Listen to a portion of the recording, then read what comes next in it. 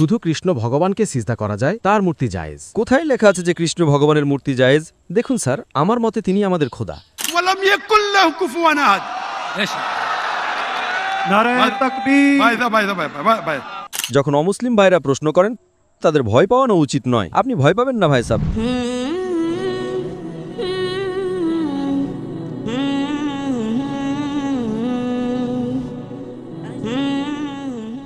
আসসালামু আলাইকুম স্যার, আমার নাম রাউল রাম। আমি আপনার কাছে একটি প্রশ্ন করতে চাই যে আমাদের ধর্ম ভুল নয়, ভুলগুলো আমরাই করি। জিনা করা আমাদের ধর্মে হারাম, মদ পান হারাম, জিনা হারাম, মানে যত ভুল কাজ আছে সবই ভুল, তাতেও লেখা আছে। আর এটা ইসলামেও আছে। এই দুটোর মধ্যে কমন তো ভালো কথা, দুই দিকেই আছে, কিন্তু এই কারণে আমাদের দোজখে ফেলে দেওয়া হবে যে আমরা শুধু কালিমা পড়ি না। অন্যদিকে আমাদের মধ্যেও সেই একই জিনিস আছে, শুধু ইবাদতের নিয়ম আলাদা। বাকি বাস, প্রশ্ন এতটুকুই। ভাই সাহেব, আপনার নাম কি? রাউল রাম। রাউল রাম একটি ভালো প্রশ্ন করেছেন। তিনি বলেছেন যে তাদের ধর্মগ্রন্থেও জিনা হারাম, যা সম্পূর্ণ সঠিক। তাদের ধর্মে মদপান হারাম বলা হয়েছে, তাও সঠিক। আপনি যদি আমার বয়ান শুনে থাকেন, হিন্দু ধর্ম ও ইসলামের সাদৃশ্য, আপনি কি সে বয়ান শুনেছেন? জি জি। আচ্ছা, সেই বয়ানে বলা হয়েছে যে হিন্দু ধর্মে দুই ধরনের ধর্মগ্রন্থ আছে। এক শ্রুতি আর এক স্মৃতি। শ্রুতি মানে সেই গ্রন্থ যা ঈশ্বরের কাছ থেকে এসেছে, ঈশ্বরের কাছ থেকে। স্মৃতি হলো সেই গ্রন্থ যা মানুষ লিখেছে। শ্রুতিতে আসে বেদ এবং উপনিষদ, স্মৃতিতে আসে মহাভারত, রামায়ণ, ভগবদ্গীতা, মনুস্মৃতি ইত্যাদি। আপনি যদি পড়েন ছান্দোগ্য উপনিষদে, যা শ্রুতিতে, ছান্দোগ্য উপনিষদ অধ্যায় 6 অনুচ্ছেদ 2 শ্লোক 1, নাকাসিয়া কাসিজা, ঈশ্বর একজনই, দ্বিতীয় কেউ নেই। একদম ঈশ্বর একজনই, দ্বিতীয় কেউ নেই। একদম। আপনার ধর্মগ্রন্থে লেখা আছে শ্বেতাশ্বতর উপনিষদে অধ্যায় 4 শ্লোক নম্বর 9, নাকাসিয়া কাসিজ জানিতা না পাদিপা, নাকাসিয়া কাসিজ জানিতা না চদিপা। যার অর্থ হলো সেই ঈশ্বরের কোনো পিতামাতা নেই, না মা, না বাবা, না সন্তান। ঠিক আছে। লেখা আছে শ্বেতাশ্বতর উপনিষদে অধ্যায় 4 শ্লোক 19, না তস্র প্রতিমা আস্তি। প্রতিমার শাব্দিক অর্থ হল ছবি, পিকচার, ফটো। মূর্তি, প্রতিমা, চিত্রকলা। না তস্র প্রতিমা আস্তি। সে ঈশ্বরের কোনো ছবি নেই, কোনো চিত্রকলা নেই, কোনো ছবি নেই, কোনো মূর্তি নেই, কোনো মূর্তি নেই, কোনো ভাস্কর্য নেই। এটি লেখা আছে যজুর্বেদের 32 অধ্যায় 3 নম্বর শ্লোকেও। না তস্র প্রতিমা আস্তি। তো আপনি যদি ঈশ্বরকে মানেন এবং ঈশ্বরের মূর্তি বানান, তাহলে তা ভুল। আপনার ধর্মগ্রন্থ অনুযায়ী কোরআনকে দূরে রাখুন, হাদিসকে দূরে রাখুন। আপনি কি মূর্তি পূজায় বিশ্বাস করেন ভাই সাহেব? আমি তো শুধু কৃষ্ণ ভগবানের মূর্তিতে বিশ্বাস করি। অন্য দেবতা আছেন, কিন্তু তাদেরকে সিজদা করা যাবে না। শুধু কৃষ্ণ ভগবানকে সিজদা করা যায়, তার মূর্তি জায়েজ। কোথায় লেখা আছে যে কৃষ্ণ ভগবানের মূর্তি জায়েজ? কোথায় লেখা আছে? দেখুন স্যার, আমার মতে তিনি আমাদের খোদা। তাই আমার মতে আমিও আল্লাহকে মানি, কিন্তু আল্লাহর মূর্তি বানানো যাবে না, তবুও আমি আল্লাহকে মানি। যদি আল্লাহর মূর্তি বানানো যায়, তবে তিনি আল্লাহই নন। ওয়ালাম ইয়াকুল লাহু কুফুয়ান আহাদ। নারে তাকবীর। ভাই আমাদের অমুসলিম ভাই আমার কাছে প্রশ্ন করছেন। তাকবীর ভালো কথা, কিন্তু এখন প্রশ্নোত্তর চলছে। তো আমার অনুরোধ যে যখন অমুসলিম ভাইরা প্রশ্ন করেন, তাদের ভয় পাওয়ানো উচিত নয়। তাদের মনে হওয়া উচিত যে আমরা পারস্পরিক ভ্রাতৃত্ব রাখি। সঠিক। তাদের ভয় পাওয়ানো উচিত নয়, যদিও তারা ভয় পান না, মাশাআল্লাহ। কিন্তু আপনারা এমন কিছু করবেন না যাতে তারা ভয় পেয়ে যায়। না না আপনি ভয় পাবেন না ভাই সাহেব, এরা শুধু তাকবীর দিচ্ছে। না না। তো আমাদের মতে যার মূর্তি বানানো যায় সে আল্লাহই নন, আর এটা বেদেও লেখা আছে। আপনি কি ইসকনে বিশ্বাস করেন? স্যার, সেটা কল্পনা। সেটাও আমরা জানি যে তাতে খোদা নেই, ওটা একটা কল্পনা। হ্যাঁ, আমাদের ধর্মে খোদার কল্পনা করে মূর্তি বানানো ভুল, এটাই আমি বলছি। আপনি আপনার ধর্মগ্রন্থের উপর আমল করছেন না। যদি আপনি আপনার ধর্মগ্রন্থের সঠিক আমল করেন, তাহলে আপনিও জান্নাতে যাবেন। সত্য কথা, একদম। করতে পারি না, আমরা আমাদের ধর্মকে ফলো করি। শুনুন শুনুন, আমার ফর্মুলা খুব সহজ। ঠিক আছে। कुरान मजिद में लिखा है सूरह इमरान में सूरह नंबर 3 आयत नंबर 64 में तालौ इला कलिमतिन सवाइम बैना बैनकुम। এসো সেই কথার দিকে যা আমাদের ও তোমাদের মধ্যে একই।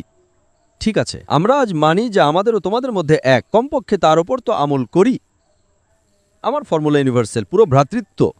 আমি বলি বাইবেল নিয়ে আসুন, বেদ নিয়ে আসুন, কোরআন নিয়ে আসুন। বেদ অনেক বড়, বাইবেল কোরআনের চেয়ে 3 গুণ বড়। আমরা আজ ওয়াদা করি যে যা এক কমপক্ষে তার উপর তো আমল করি, যা এক নয় তা পাশে রাখি, কাল আলোচনা করব। যা এক তার উপর তো আমল করি। বাইবেলে লেখা আছে, বেদে লেখা আছে, খোদা এক, খোদার কোনো ছবি নেই। আপনি যদি খোদার ছবি বানান তাহলে আপনি বেদের বিরুদ্ধে যাচ্ছেন।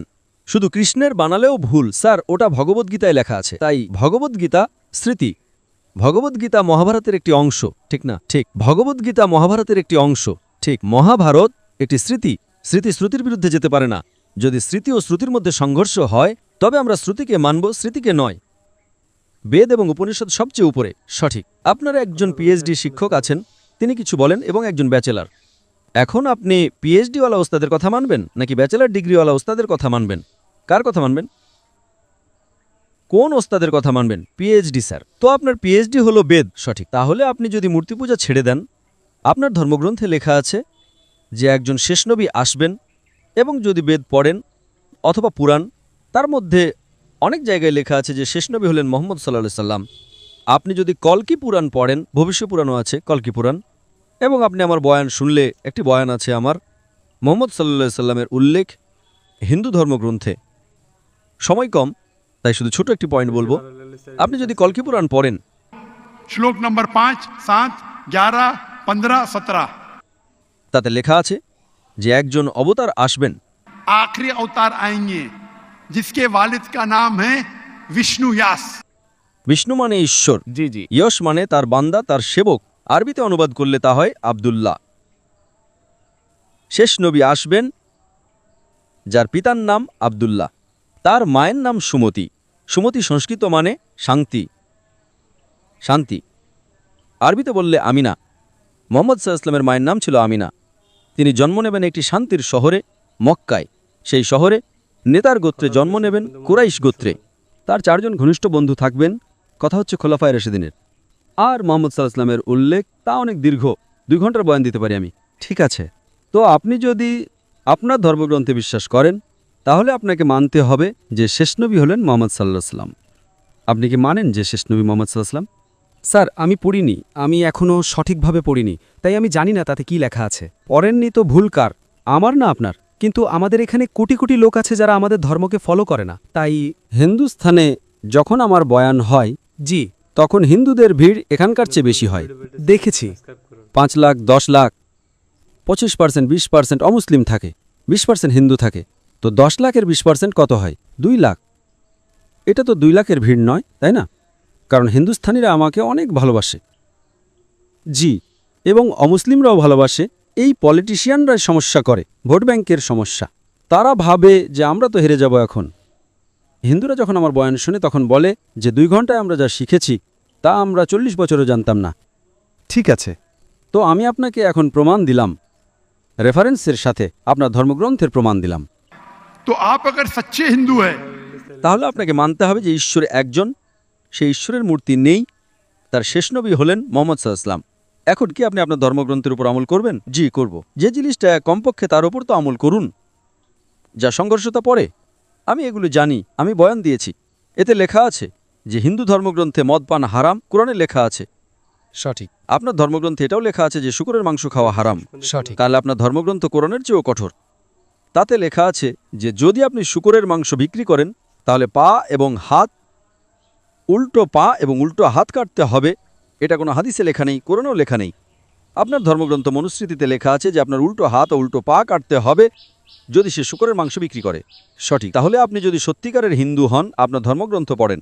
আপনার ধর্মগ্রন্থে লেখা আছে যে শেষ নবী আসবেন এবং শেষ বার্তা দেবেন। শেষ নবী হলেন মোহাম্মদ সাল্লাল্লাহু আলাইহি ওয়াসাল্লাম এবং শেষ বার্তা হলো কোরআন।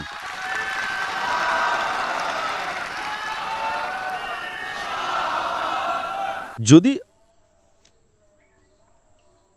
আপনি যদি সত্যিকারের হিন্দু হন তাহলে আপনাকে কোরআন এবং মোহাম্মদ সাল্লাল্লাহু আলাইহি ওয়াসাল্লামের কথা মানতে হবে। আপনি দেখেছেন হিন্দুস্তানে 1000 লোক এর মধ্যে में हिंदू इस्लाम कबूल किए। আল্লাহ হেদায়েত দিয়েছেন, আমার কারণে নয়, আল্লাহ তাদের হেদায়েত দিয়েছেন। আমার বয়ানের পর অনেক লোক দর্শকের মধ্যে বা বাড়িতে আল্লাহ তাদের হেদায়েত দিচ্ছেন। আমি আপনাকে জিজ্ঞাসা করতে চাই, আপনি কি মানেন আল্লাহর শেষ নবী মোহাম্মদ সাল্লাল্লাহু আলাইহি ওয়াসাল্লাম? স্যার, আমি এখনো দেখব, গিয়ে পড়তে হবে গ্রন্থ, যদি তাতে থাকে তাহলে ঠিক আছে। তাহলে আমার আপনার কাছে অনুরোধ, আপনি আমার ভিডিও দেখুন হিন্দু ধর্ম ও ইসলামের সাদৃশ্য। আচ্ছা, আর সেটা দেখার পর যদি কোনো প্রশ্ন থাকে তাহলে আমার কাছে এসে জিজ্ঞাসা করুন। যদি আপনার বিশ্বাস আসে যেটা সত্য, তাহলে আমি আপনাকে দাওয়াত দিচ্ছি যে সত্যের বার্তা গ্রহণ করেন জি, এবং ইনশাল্লাহ তা আপনার মুক্তির পথ হবে ইনশাল্লাহ। ধন্যবাদ স্যার।